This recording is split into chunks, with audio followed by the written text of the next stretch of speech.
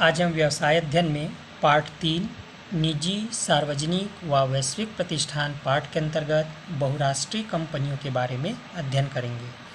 सबसे पहले देखते हैं बहुराष्ट्रीय कंपनी क्या है। ऐसी कंपनियां जिनकी स्थापना तथा पंजीयन तो किसी एक देश में होता है, परंतु इनकी व्यावसायिक क्रियाएं अनेक देशों में संचालित होती है, उसे ही बहुराष्ट्रीय कंपनियां कहते हैं। इसे सार्वभौमिक उपक्रम भी कहा जाता है।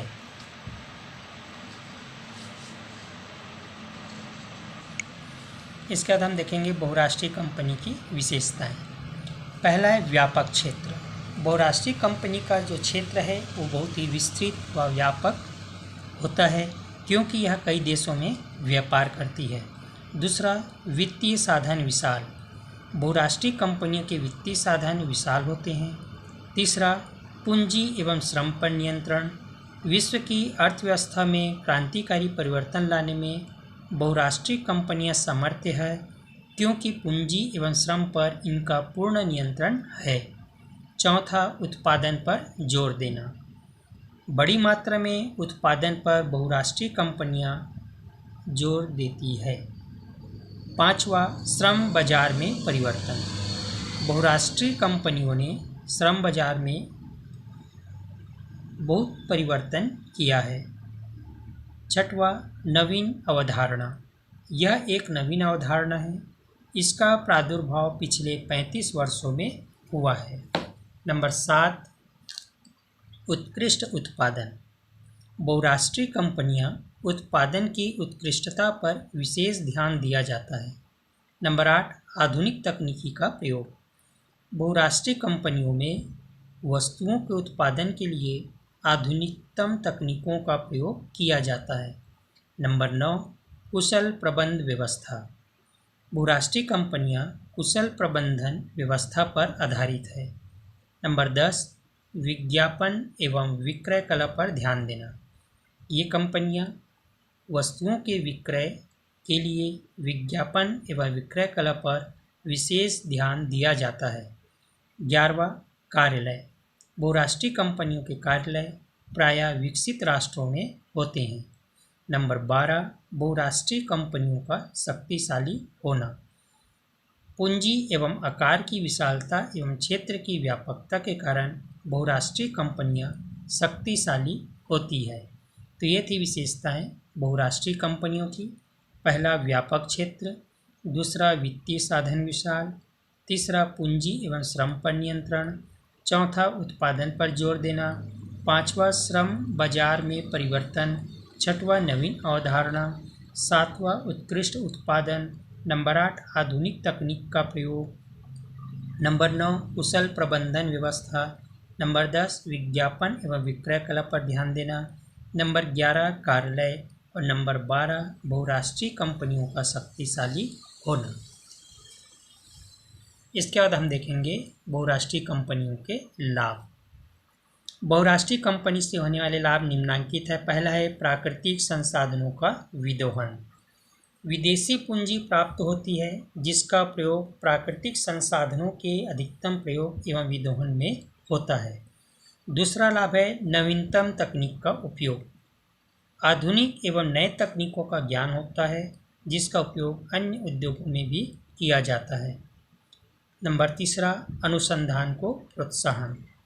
बहुराष्ट्रीय कंपनियों से शोध एवं अनुसंधान को प्रोत्साहित किया जाता है। चौथा, राष्ट्रों को लाभ। अल्प विकसित राष्ट्रों की निवेश की कमी को पूरा करते हैं। नंबर 5, वितरण। वस्तु के वितरण एवं व्यापार के संरचना में वैज्ञानिक परिवर्तन करते हैं। नंबर 6, साहसियों को लाभ। नए उद्यमियों को प्रशिक्षण देते हैं। नंबर 7, राजस्व की प्राप्ति। भारी मात्रा में कर आदि का भुगतान कर सरकारी राजस्व में वृद्धि करते हैं। ये थे बहुराष्ट्रीय कंपनियों के लाभ। अब देखेंगे बहुराष्ट्रीय कंपनी के क्या दोष हैं। तो बहुराष्ट्रीय कंपनी के दोष या हानि जो है वो निम्नलिखित है। पहला, प्राकृतिक संपदा का अपने हित में अनुचित एवं मनमाने ढंग से दोहन किया जाता है। दूसरा, राष्ट्र के सामने विदेशी मुद्रा की कठिनाई उपस्थित करते हैं। तीसरा, आर्थिक एवं सामाजिक असमानता उत्पन्न करते हैं। चौथा, बहुत शीघ्र एकाधिकार की स्थिति में आ जाते हैं। नंबर 5, अपार धन शक्ति के कारण जननेता एवं बुद्धिजीवियों को प्रभावित करते हैं। छठवां, गैर प्राथमिकता वाले उपभोक्ता की वस्तुओं पर विशेष ध्यान देते हैं जिससे राष्ट्र को हानि होती है। नंबर 7, मूल्य का निर्धारण कंपनी के कार्यालय से होता है जो कभी कभी अन्य राष्ट्रों के अनुकूल नहीं होता है। नंबर 8, लघु एवं कुटीर उद्योगों के लिए घातक होता है। नंबर 9, कारीगर एवं शिल्पीकार बेरोजगार हो जाते हैं। नंबर 10, देश की राजनीति में हस्तक्षेप करते हैं। तो ये थी कुछ कठिनाई या दोष बहुराष्ट्रीय कंपनी के। इसके बाद हम देखेंगे विदेशी गठबंधन। विदेशी गठबंधन का क्या अर्थ है?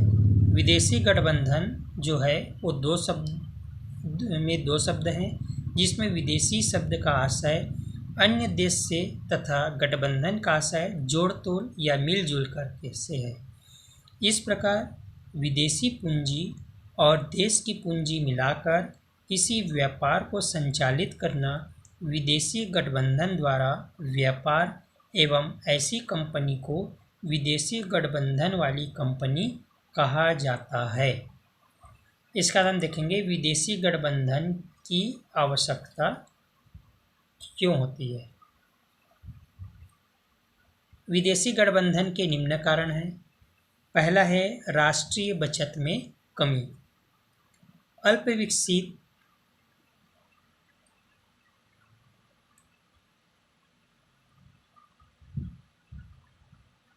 अल्पविकसित व विकासशील राष्ट्रों की आय कम होने से बचत दर में कम होती है जिससे देश में पूंजी निर्माण की मात्रा अत्यधिक कम रहती है।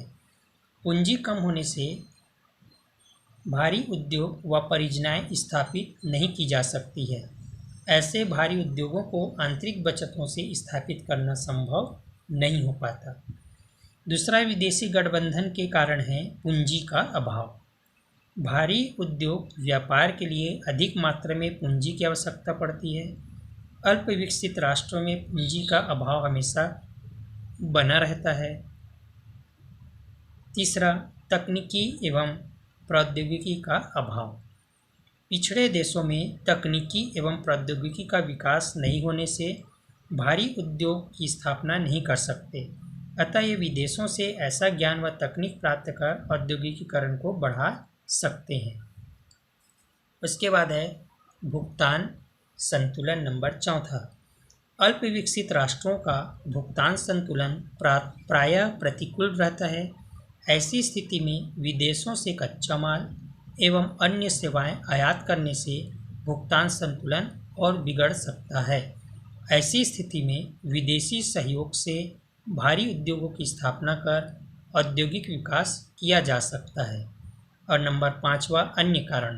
पहला, जब कोई राष्ट्र तीव्र औद्योगिकीकरण करने का प्रयास करता है तो उसे आर्थिक संसाधनों की आवश्यकता होती है। कुछ सीमा तक वित्त व्यवस्था की जा सकती है तथापि इससे मुद्रास्फीति बढ़ती है। इससे मूल्यों में वृद्धि होती है। ऐसी स्थिति में विदेशी पूंजी का आयात उचित माना जाता है और इस हेतु उपक्रमों में सहभागिता उचित है। दूसरा अन्य कारण है स्वतंत्रता के बाद भारत में पूंजी व तकनीकी ज्ञान के अभाव के कारण विदेशी सहयोग की आवश्यकता महसूस की गई। परिणामस्वरूप देश में भिलाई, दुर्गापुर, बोकारो जैसे स्टील प्लांट रूस, इंग्लैंड व जापान के सहयोग से स्थापित किए गए। अब भारत को अधिक विदेशी सहयोग की आवश्यकता नहीं है। फिर भी नई नई तकनीक के लिए विकसित राष्ट्रों के सहयोग की आशा करना उचित है। तो ये थे विदेशी गठबंधन के कारण।